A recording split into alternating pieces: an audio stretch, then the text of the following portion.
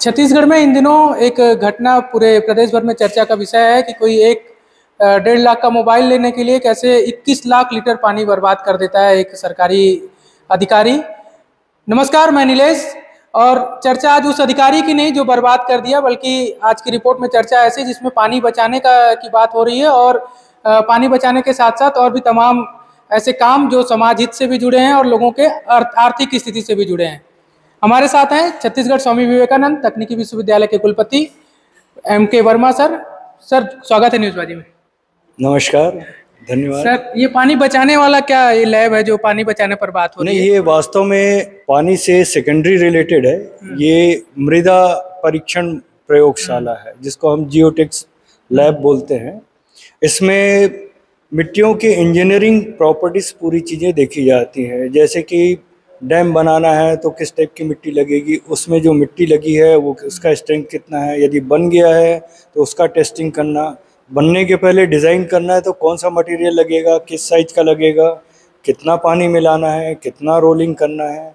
Dam हो गया, road हो गया, बिल्डिंग हो गई, टावर हो गया, कुछ भी चीज़ के लिए जो फाउंडेशन चाहिए, फाउंडेशन कैसा होना चाहिए, ये सारी चीज़ों का पहले हम यहाँ पे एनालिसिस कर सकते हैं। अच्छा, ये लैब है जो टेस्टिंग लैब है? ये टेस्टिंग लैब है। और ये मिट्टी का जो अगर मृदा को मिट्टी अगर सब यूज करें तो कोई मतलब टेक्निकली कोई खराबी तो नहीं है? हाँ, मृदा का मतलब ये हो जाता है, हम जैसे अब मुरम भी मृदा हो गई और इसी तरीके से कुछ प्रोडक्ट जो है वो उनको भी हम मृदा के रूप में ले सकते हैं। सर, ये थोड़ा सा अगर समझाते हुए आप बताएं तो ज़्यादा अच्छा है, मशीनों के बारे में वो भी हमारे व्यूअर्स को पता चले, जो इतनी सारी लगी हुई हैं उनके बारे में जानकारी हो। यहाँ से शुरू करते हैं। हाँ, ये हो गया एनालॉगस कंसोलिडेटर हो गया। एनालॉगस मतलब समझ रहे हैं आप, डिजिटल के पहले एनालॉग ही होती है। तो ये जो है डिफरेंट अपन एक के बाद एक साथ 3 लोगों का हम ये कंसोलिडेशन कर सकते हैं। कंसोलिडेशन मतलब ये हो गया कि जैसे जमीन अभी वास्तविक स्थिति में है, ये 2500 और 100 साल से एक के ऊपर एक वजन रखी हुई है। तो इसमें जो दबाव के कारण से दबाव आया और जिसके कारण से वो बैठती गई, इसको हम कंसोलिडेशन बोलते हैं। जबकि इंजीनियरिंग में हमको डैम बनाना है तो हमको 25 और 100 साल तो रुकना नहीं है, तो हम क्या करेंगे, कंसोलिडेशन का उसका प्रॉपर्टी लेंगे और उसके बाद कॉम्पैक्शन का उसमें इंजीनियरिंग लगाएंगे कि भाई इसी लेवल का हमको चाहिए स्ट्रेंथ, तो को कॉम्पैक्ट कैसे करें। जैसे रोड में आप देखते हो रोलर चलता है। रोलर क्यों चलता है? वैसे तो आप छोड़ दोगे तो 10 साल तक ये व्हीकल चलेगा तो दब जाएगा वो। हम रोलर इसलिए चलाते हैं कि जो उतने लोड रहेंगे उतना लोड पहले आ जाए उसको, और आने के बाद उसकी स्ट्रेंथ पूरी मिल जाए। तो ये कॉम्पैक्शन का तरीका हो गया। ये इसमें कंसोलिडेशन लेते हैं जिससे कॉम्पैक्शन के बारे में भी हम जानकारी लेते हैं। ये भिलाई स्टील प्लांट से क्या ताल्लुक है इस पूरे मामले का?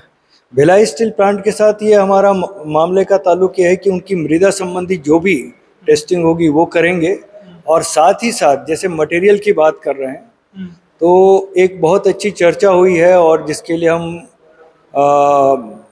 सैद्धांतिक सहमति मिल चुकी है। बीएसपी के साथ में सहमति हो गई है कि उनका जो स्लैग आयरन जो कई लाख टन है, 13-14 लाख टन है और जगह रखने की नहीं है, उसका कोई उपयोग भी नहीं हो रहा है। उसका उपयोग हम कैसे बिल्डिंग मटेरियल के लिए, रोड के लिए करें, इसके लिए हम उसके साथ रिसर्च प्रोजेक्ट लेंगे और रिसर्च प्रोजेक्ट लेकर के उसके मटेरियल का कैरेक्टरिस्टिक्स निकाल करके हम लोग डिज़ाइन करेंगे कि इसको रोड में करना है तो कितना लेवल करना है, कितनी उसकी क्षमता आएगी, कहाँ पे करना है।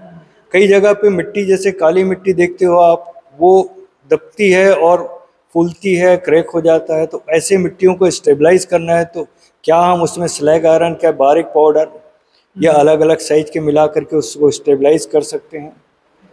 तो इनका मतलब जो सिविल के रॉ मटेरियल, सर अगर हम चलते चलते बात कर पाएँ तो कुछ लैब भी व्यूअर्स देख लें, तो ये जो रॉ मटेरियल है सिविल के, उसको उसका बीएसपी का जो स्लैग आयरन है उसमें उपयोग कर सकें। हाँ। तो मैं समझने के लिए जस्ट आपसे पूछ रहा हूँ कि जैसे सीमेंट है, एक हम बिल्डिंग बनाते हैं, सीमेंट का उपयोग होता है, रेती होती है और भी तमाम चीज़ें लगती हैं, तो इसमें कौन सा मटेरियल का मतलब वैकल्पिक व्यवस्था के तौर पर उसको ले सकते हैं? वैकल्पिक व्यवस्था के लिए आजकल सभी लोग सोच रहे हैं, क्योंकि रेत के बारे में खासकर ये कहा गया है कि रेत जो है नदियों के साथ मिलता है, नदियों के साथ मिलता है, बारीक कण रहते हैं और नदियों में जो पानी बहता है रेत के कारण से ग्राउंड वाटर को रिचार्ज करता है। अब हमारे माइनिंग में रेत की इतनी ज़रूरत हो रही है बिल्डिंग से लेकर के हर जगह की रेत को हम वहाँ से ज़रूरत से ज़्यादा खोद दे रहे हैं, तो नेचुरल रिचार्जिंग का पूरा सिस्टम तंत्र जो पूरे देश में बना है वो भी खत्म हो रहा है। चलिए, मैं जो वीडियो के शुरुआत में सर को थोड़ा सा रोक रहा हूँ, जो जिस पानी का जिक्र कर रहा था, हम धीरे धीरे उस पानी पे आ रहे हैं। सर, ये पानी को बचाने का भी एक तरह से पहल है। हाँ, ये पानी बचाने का, नदियों को बचाने का। बहुत सारी नदियां सूख जाती हैं क्योंकि आप उसमें रिचार्जिंग की जगह छूट जाती है और वहाँ पे पता लगा रेनफॉल का पैटर्न थोड़ा चेंज हुआ तो नदियां सूख गई, तो कई सारी नदियां मृत भी हो जाती हैं। ये जो स्लैग आयरन है, एक तरह से रेत का विकल्प हो सकता है। स्लैग आयरन को हम रेत का विकल्प किस तरीके से उपयोग करें, और विकल्प तो बहुत सारे हो जाते हैं। जब हम रिसर्च करते हैं तो विकल्प बहुत सारे हो जाते हैं, लेकिन क्या होता है, वो इकोनॉमी आनी चाहिए। रेत को जो खोद करके डंपर लेकर के आता है और जितनी कीमत में पड़ती है उससे कम में पड़ेगा, तभी तो आपका मटेरियल स्वीकार होगा। उससे कम में भी पड़े और उससे बेहतर कम से कम काम करे, ये दोनों पे यही दो चीज हमारी फोकस रहेंगे रिसर्च का, कि मटेरियल के रूप में उसको कैसे यूज कर सकते हैं विभिन्न मटेरियल में। जैसे हम रोड के बारे में बात कर रहे थे, रोड मटेरियल के रूप में उसको यूज करेंगे और रोड बनाएंगे, और रोड बनाने के बाद रोड की जितनी स्ट्रेंथ है वो सारा टेस्ट करेंगे। करने के बाद कोई चीज़ यदि हम साइंटिफिकली स्टेब्लिश कर लेते हैं तो उसका एक दूसरा तरीका होता है कि सरकार के पास एक वैलिड वर्क मैनुअल होता है जिसमें वो बताते हैं कि कौन सा मटेरियल कितना रखना है। SOR होता है PWD का, कि कौन कौन सा मटेरियल किस रेट में कैसा करना है, और वहाँ पे जो अप्रूवल मटेरियल का मिलता है वही मटेरियल यूज़ करना है आपको।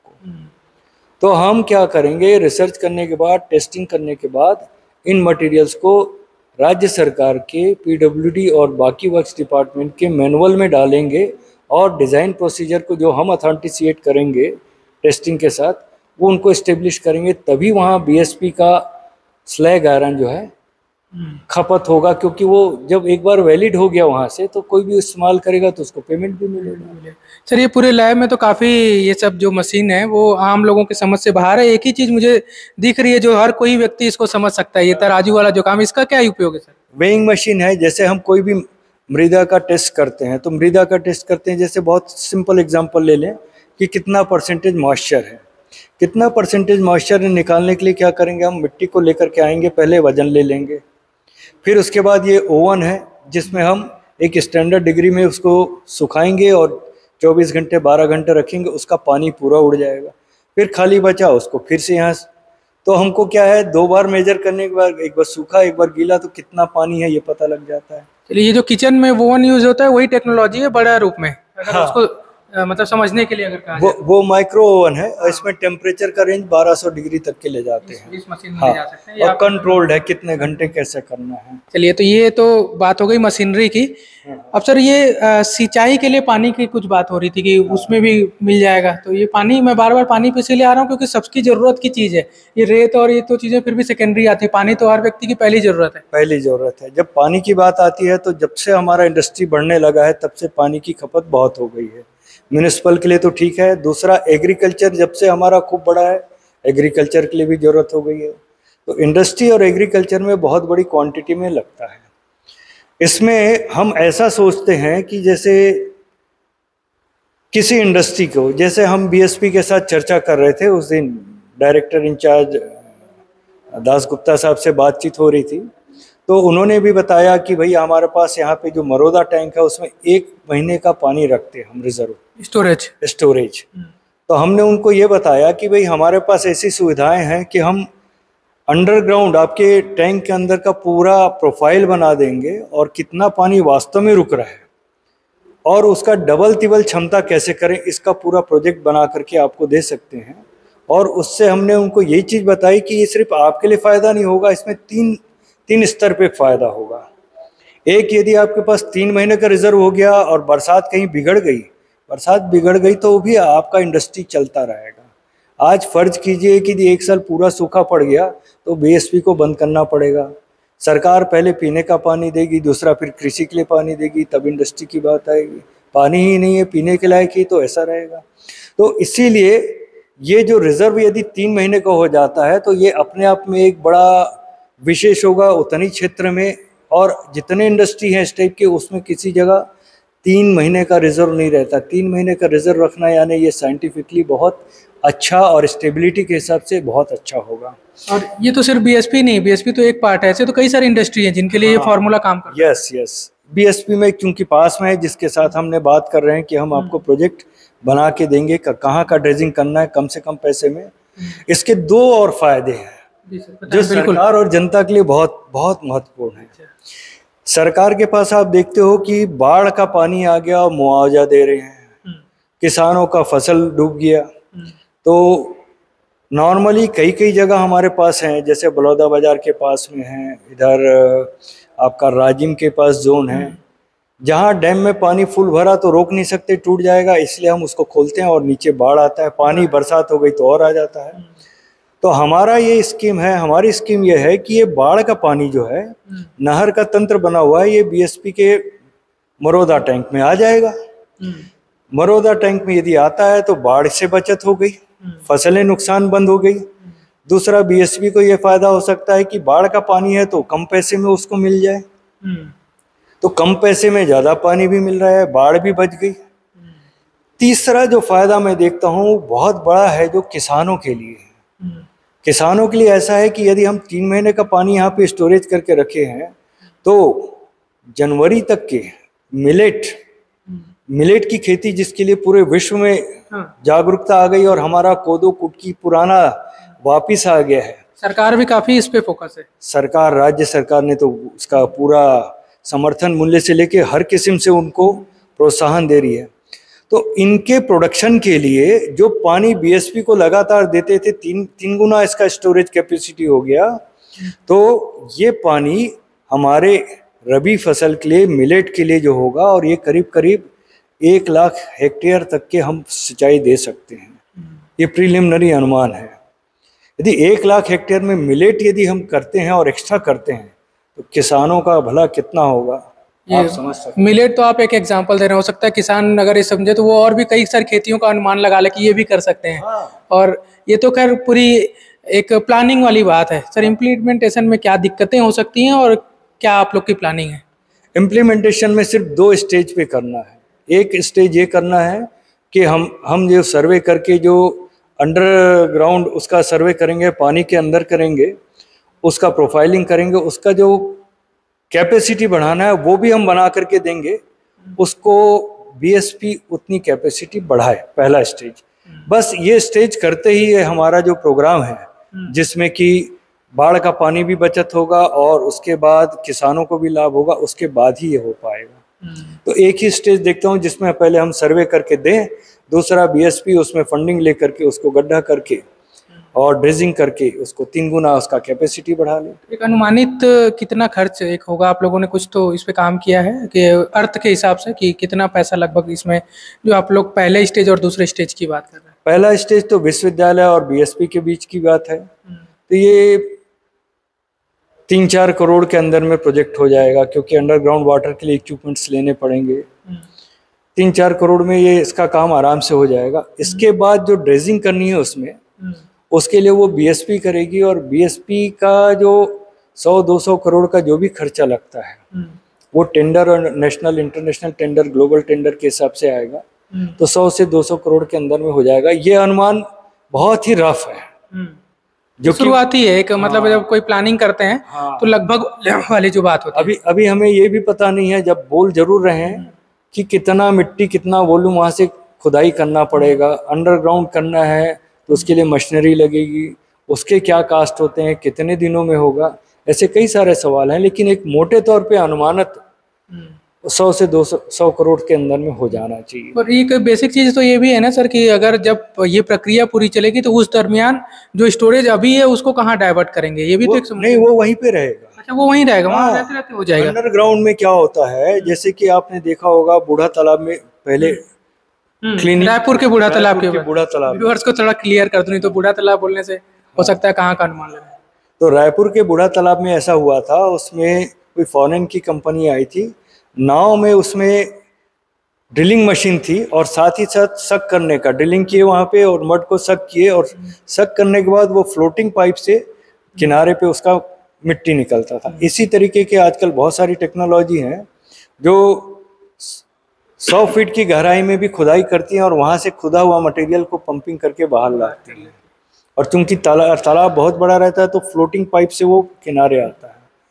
तो ये देखने वाली बात है। फिर भी मुझे लगता है कि 100 करोड़ बहुत होता है, इसमें इसके आसपास आ जाना चाहिए। और सिर्फ 100 करोड़ एक रकम सुनने में जरूर बड़ी लग सकती है, लेकिन इसके फायदे जो बता रहे हैं, जो एक आपको एक तरह से बड़ा रॉ मटेरियल मिल जा रहा है सिविल के लिए, पानी मिल जा रहा है और एक स्टोरेज क्षमता भी बढ़ जा रही है, तो इंडस्ट्री के लिए सबसे जरूरी चीज, किसानों के लिए भी लाभ हो रहा है। दूसरा मैं आपको बताऊं, जैसे बीएसपी वगैरह सेल वगैरह है, इनकी जो प्रॉफिट है 8000 करोड़, अब 100 करोड़ उसमें क्या लगता है? कुछ नहीं लगता है। तो ये ऐसे टेक्निकल वाली चीज़ों को ऐसे इवेल्युएट करते हैं कि कितना फ़ायदा हो रहा है, इसके लॉन्ग टर्म कितने समय में इस पानी की कीमत में कमी में हम जाएगा। ऐसे कई सारे टेक्नोलॉजिकल एस्पेक्ट पे देखते हैं, तब प्रोजेक्ट उनका पास होता है। सर, और कुछ इस लैब से जुड़ी कोई है और विशेषता जो शुरुआती दौर से ही मिलने लगे लोगों को? ये सारी प्लानिंग तो अभी लंबी है, अभी ये जो लैब उद्घाटन हुआ है कुछ दिन पहले, तो और छोटे छोटे कुछ प्रोजेक्ट आ रहे हैं इसको लेकर, या फिर आप लोग का इसको संचालित करने का क्या प्लानिंग है? संचालित करने का प्लानिंग ये है कि एक तो बच्चों को हम यहाँ पे ट्रेनिंग दें, हमारे स्टूडेंट्स को जो सिविल इंजीनियरिंग वाले हैं, कि सबको मिल सकता है? सिविल वालों को जो उनसे रिलेटेड है, माइनिंग वालों के काम भी आता है, उनको भी उनके लायक भी टेस्टिंग होगी, उनको ट्रेन करना। दूसरा, जितने भी हमारे कंसल्टेंसी और टेस्टिंग के अंतर्गत अलग अलग ऑर्गेनाइजेशन हैं, जैसे पीडब्ल्यूडी हो गया, इरिगेशन हो गया, पीएचई हो गया, राज्य सरकार के प्राइवेट कॉन्ट्रैक्टर हो गए, बीएसपी के अंदर में होता है। आज ही हमारे पास एनटीपीसी के आए थे, 2 प्रोजेक्ट मैनेजर आए थे, उन्होंने अपना एस डाइक के बारे में बताया, बोले कि सर ये एस डाइक का टेस्ट करना है, चेक करना है, वो काम हमने लिया। तो उन्होंने बोला कि सर हम कंक्रीट से लेकर के मिट्टी का चेकिंग करने के लिए एनआईटी और दूसरी जगह भेजते हैं, तो हमारे पास 4 किलोमीटर में है, हमारा टाइम भी बचेगा, पैसा भी बचेगा और तुरंत भी हो जाएगा। कुछ कमी रही तो कंसल्ट भी कर सकते हैं। तो सर, अगर मोटा मोटी समझे तो ये बच्चों के ट्रेनिंग के साथ साथ उनके लिए आय का जरिया भी बन सकता है फ्यूचर में। हाँ, जो हमारे स्टूडेंट हैं, हाँ, विश्वविद्यालय में ये लैब अपने आप में आत्मनिर्भर भी हो सकती है कि जितना पैसा टेस्टिंग का आ रहा है उतने में मेंटेनेंस हो जा रहा है, सेवाएं भी दे रही हैं। चलिए, तो हमारे साथ थे प्रोफेसर एम.के. वर्मा सर, जो इस लैब की खासियत बता रहे थे।